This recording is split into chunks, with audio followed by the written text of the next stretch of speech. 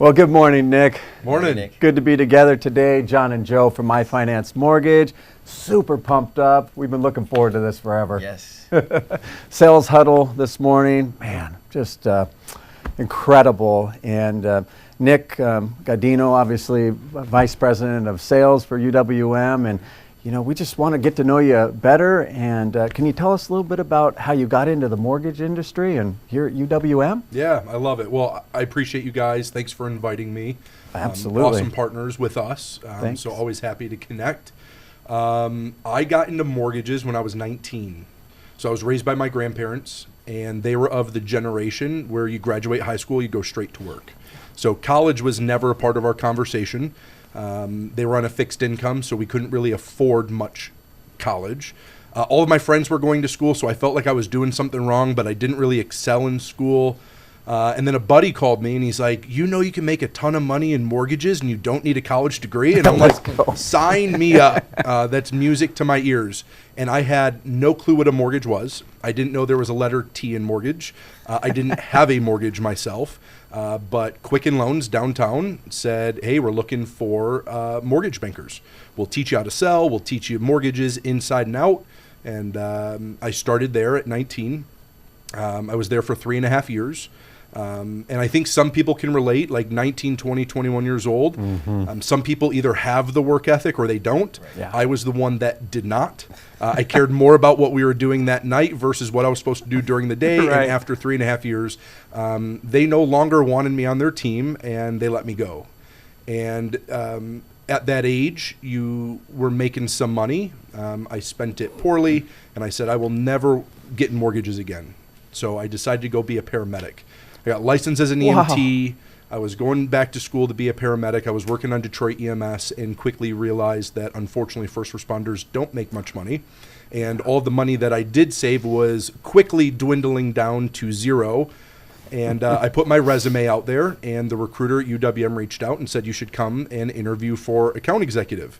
And I said, no way, not doing mortgage sales again. I had such a bad taste in my mouth. And she says, it's completely different. Just come in for an interview and give it a shot. And I had some great people in my life. They encouraged me, just give it a year. Give it 12 months. Commit 12 months. And after 12 months, if you don't like it, make a decision to do something different, then leave. And the moment I stepped foot at UWM, I knew this place was home for me. This place taught me how to grow up, how to have responsibility, how to be accountable for my actions, taught me how to be a better leader, how to connect with people, how to build better relationships. Because I think having that experience in retail, it's that one and done. Yeah. It's very transactional. In wholesale, it's we're working together for the long term. Yeah, relational. Yes. If you don't win, we don't win. So I'm committed to helping you grow and scale in hopes that I'm able to do the same. And I've been here for just recently celebrated my 11 years. This place has absolutely changed my life. Congrats. Yeah. It's been great. Great journey. That's amazing. And, you know, something that we notice every week when we watch from home in California is the fire, the motivation that you bring as you're part of that sales huddle and one of the speakers there. How do you do it? How do you bring that fire and have that incredible motivation every day? Well, that's got to be a struggle sometimes. Well, I appreciate it.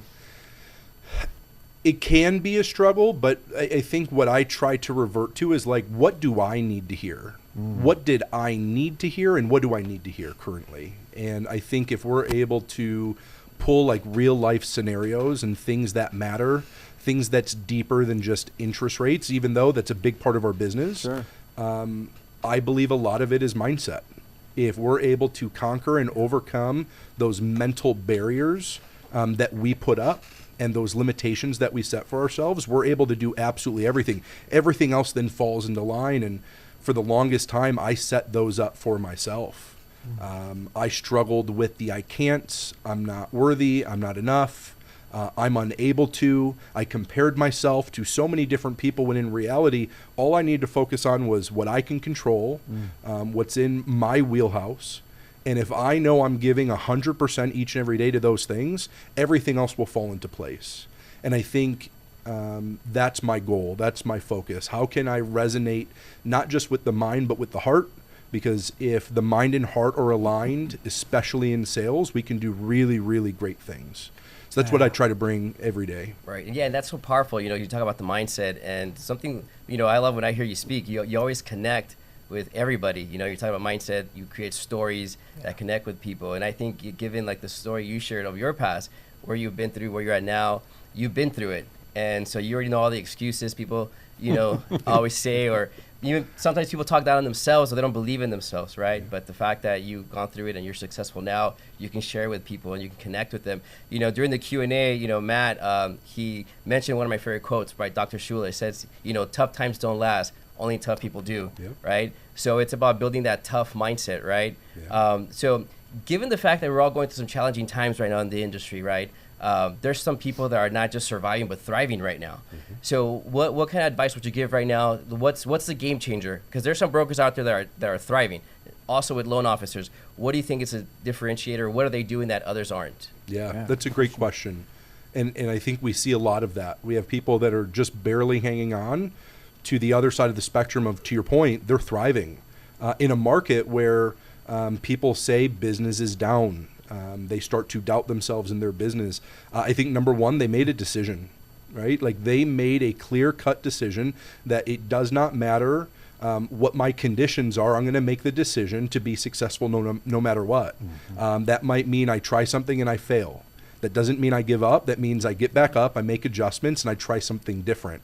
Or I try something and it works. Now, how do I double down on that and now take it to that next level, right? In the sales meeting today, Matt talked about early adopters. The most successful people right now are not afraid to try new things, right? Yeah. I believe that what got me here will not get me there. Whatever that goal is in a year, 2 years, 5 years, even short term, 6 months, I need to constantly evolve. And I think our top producers, our top partners, our top account executives, even here inside of our walls at UWM, they're not afraid to adapt. They're not afraid to evolve. And I think especially like in leadership, that requires a lot of self-awareness. It requires us to take a step back and say what's working and what's not working. And that means we got to be brutally honest with ourselves. And that can be very uncomfortable sometimes. Sure is. I'm staring at the mirror, but it's that moment of looking in the mirror that's going to tell me what direction I need to go, right? So I would say those are the things that differentiate, right? And the last thing I'll say is those that are thriving and succeeding have a great community. People do not succeed on their own, right? That's right. So surrounding themselves with like-minded people that are upbeat, that are positive, that are focused on things they can control versus the conditions they have zero control over. People that push them and motivate them, but also have no problem calling you out and holding you accountable because you said you wanted to be successful or you said you were going to do X, Y, and Z, and I don't see you doing Z. So as your friend, as your partner, as your colleague, I'm going to hold you to that. And if that's not truly what you want to do, now let's go back to the drawing table and come up with a new Z, right? Those that thrive surround themselves with people that want to see them win just as badly as they do. Right. Yeah, it's like they say, right? Individuals play the game, but teams win championships. That's it. That's absolutely really good. You know, this morning I saw something that was really awesome from Matt, the CEO, vulnerability. Mm-hmm. You know, he could be doing anything else, and he's sitting down there in the front row listening to his executive team speak, and he's taking a page of notes. And then he admitted to the group today, you know, there was something I learned from one of my AEs today that I didn't talk about home affordability. And just the fact that here's a CEO, has so much going on, and yet he relies so heavily on team, not I, but team, to your point. So, and I think that's really what makes a great leader, right? I think in order to connect, and when I think of leader, it's not just I'm leading people. You guys are leaders in your community. You do a lot, not only for your referral partners, for your clients, but the community itself. Mm-hmm. I believe a leader is someone who can make a positive influence on someone else's life, right? And I think the only way as a leader you're able to connect with people is by being vulnerable. You have to be open because I'm just as human as the brand new team member that joined our team. You guys are just as human as the new LO that just joined your team and knows nothing about origination. Or someone that's been in the industry for 20 years. How am I able to kind of set that level playing field and say, listen, I don't know it all. There's a lot of things I have to figure out. And I think when you're able to be vulnerable and open, people are more receptive. They start to build some trust. You're able to build a deeper relationship because of that, right? And I always tell my leaders, like, when new people come in, they only know you as the title you are now. Right. They didn't know Nick at 24 years old, starting at UWM with no money in the bank, driving a beat-up minivan. They don't know that, Nick. So how am I able to be vulnerable and share that story, but also make sure they know, like, no question is stupid. We're constantly evolving, constantly learning. And going back to your question, like, that's what makes the best the best. Yeah, that's powerful. Success track. You know, we brought 19 from our team out here this week. Great job. And been out multiple times. But what's the impact of Success Track from your viewpoint? Why should people, other broker shops that may be listening to this, why should they bring their teams out here? I think there's so many layers to that. I would say first and foremost, if they're one of our broker partners, the ability to have a face-to-face interaction with your account executive is priceless, right? You have one of the best with Megan. Megan. She's an absolute rock star. But I remember when I was an AE and I had the opportunity to have a face-to-face dinner with one of my top opportunity clients, it's the thing that broke the ice. Mm-hmm. Being able to break bread or have a drink and be able to get to know that person, not just over the phone, but in person and who they genuinely are, is priceless. I think number two, you learn so much. I don't care how many times you come out, you're going to pick up 2 or 3 things that you're able to go back and implement immediately into your business, right? And the implementation part is then on you. Yeah. We're going to give you all of those resources and all of those things you need to know. Now, what's your plan to go back and implement? And I think the third, and there's many more than 3, but the networking opportunity, kind of going back to like team and community, being able to meet people across the country and learn their story and understand what they're doing to grow their business, to thrive in this market, to think outside of the box, different things that they've tried that worked, that didn't work, but then also being able to share your guys' success at iFinance. Like, this is working for us. This is how we're scaling and growing. That is priceless.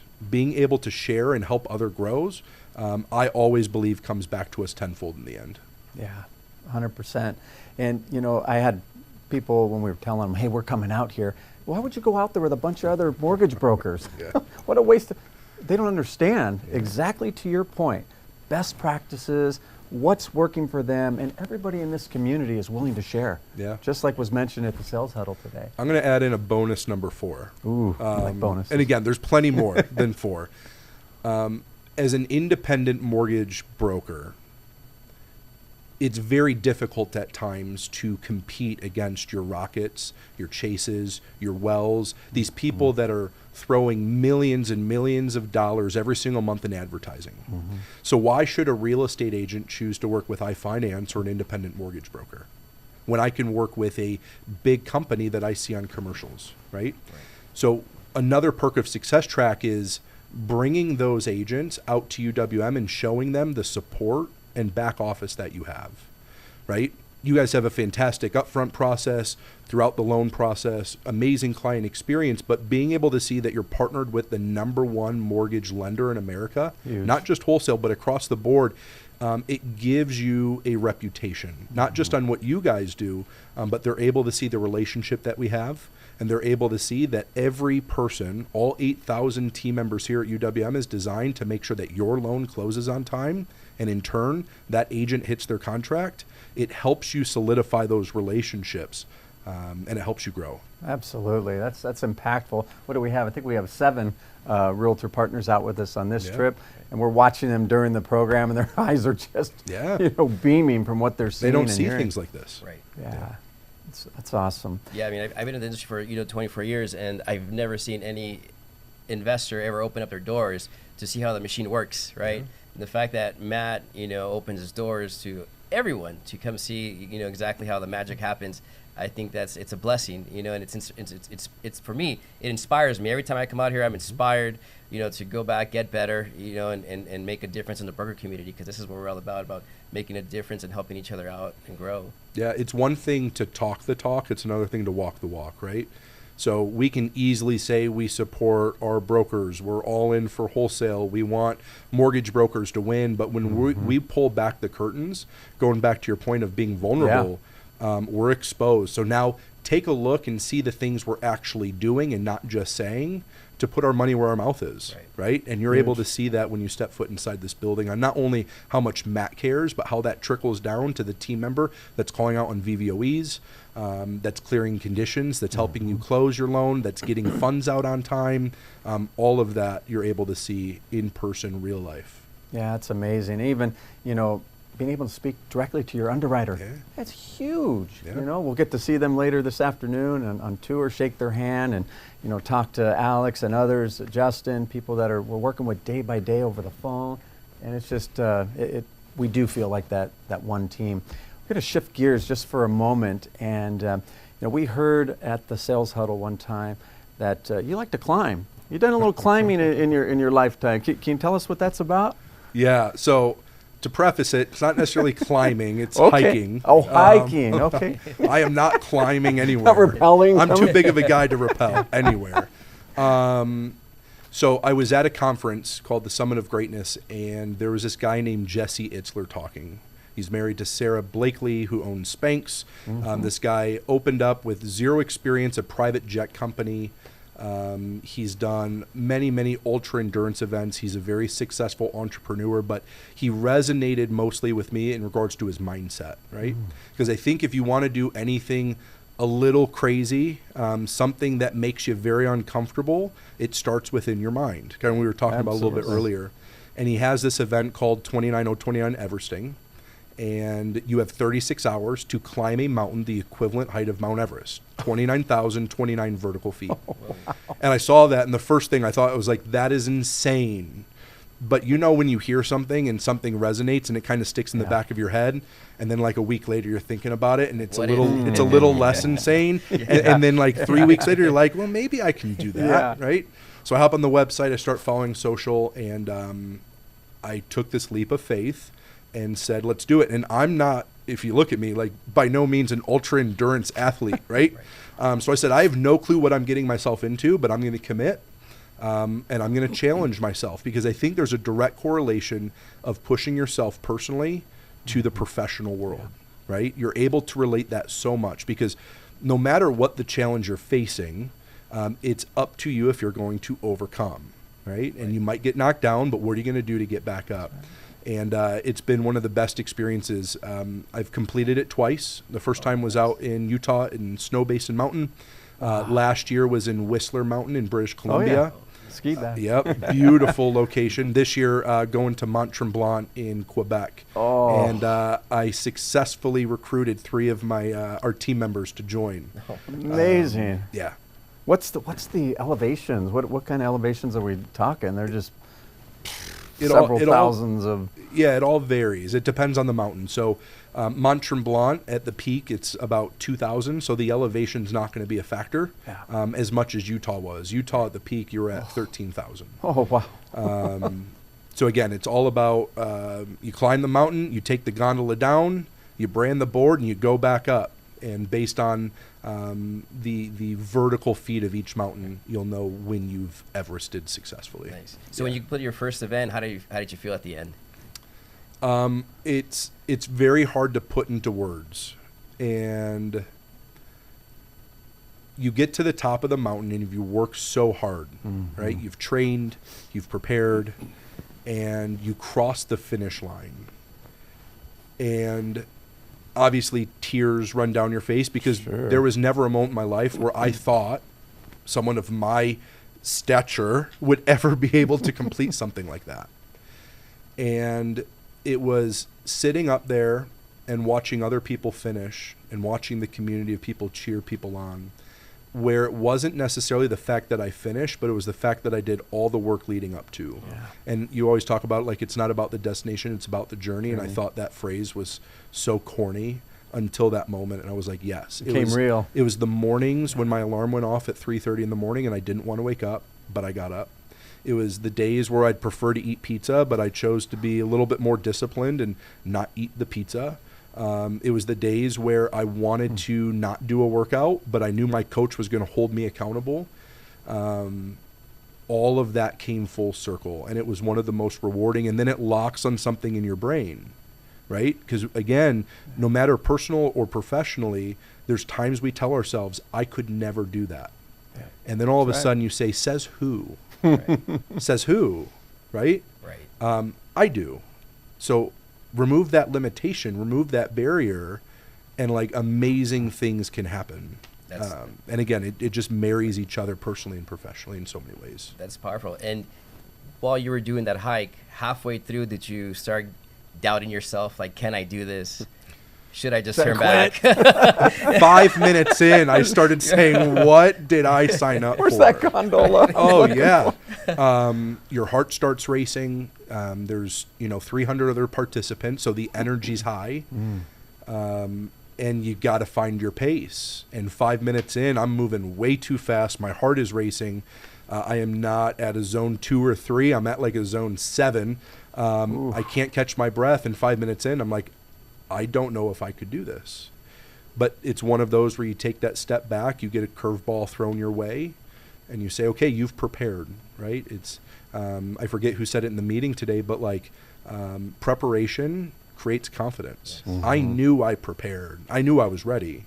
So just get back into that place of one foot in front of the other. Take your time. This isn't a race. You're not competing against these other people. This is your journey. This is your experience. And just be where your feet are. Don't think about ascent 13, 15, 8. Just be where your feet are and focus on what that next step looks like. Yeah, that's good. That's good advice. A lot of, as we kind of wrap up here, a lot of businesses, a lot of some of our colleagues in the business have had many mountain-like obstacles for their business. Should they continue? Should they leave the business? What advice would you have for other brokers, other of our colleagues to be successful in the rest of 2024 and beyond? Yeah. I go to this story I tell in the sales meeting all the time. In this year, it's resonated more with me than it ever has. And it's about this mentality of being the buffalo versus the cow. And I tell the story to my team all the time. I try to share it with clients too, on how cows and buffalo react differently to storms, right? Storm comes over the Rocky Mountains, cows sense that, and they run away from the storm because their goal is to avoid pain and discomfort, to avoid challenge. But eventually what happens is the storm catches up with them, and rather than the cow stopping, they continue to run, and it prolongs the pain that they feel. Whereas buffalo, instead of running away from the storm, they charge directly into it. They know it's going to suck. They know it's going to be uncomfortable. They know it's going to be a challenge. It's going to be a struggle. But rather than avoiding it, they know if they run directly into the storm, they're going to run through it and reduce the amount of discomfort and pain that they experience from it, right? And to your point, like, there's a lot of people that are in that place where there's some struggle. Yeah. There's this internal storm in their mind where they don't know if they're able to hang on or not, or they don't know what that next step should be. And my advice is be the buffalo. Be the buffalo and run into whatever storm that is. Because the strongest are going to survive. The strongest have survived. And for those that are still around, you are strong because you've made it through the hardest part of these last 3 years. So run into it directly, right? Try to get those difficult things off your plate early. Don't be afraid of failure, because failure is going to give you lessons. It's going to teach you what adjustments you need to make.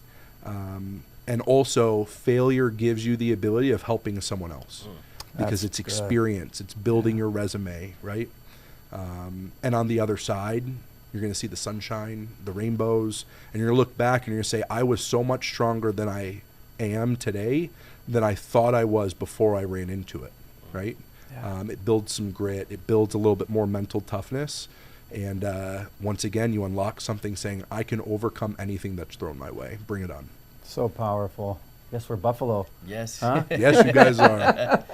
That was really good, Nick. Thank you so much. And, again, we're very grateful to you, your whole team, leadership, Megan, our amazing AE. And I want to shout out to Zach, who's a member of our team, too, to help put all this together in the studio. It's beautiful. So thank you so much for joining us today. Always. And it's great getting to know you better, too. Yeah, appreciate you guys. Fantastic partners. And excited to continue growing and winning together. Thank you so much. Of course.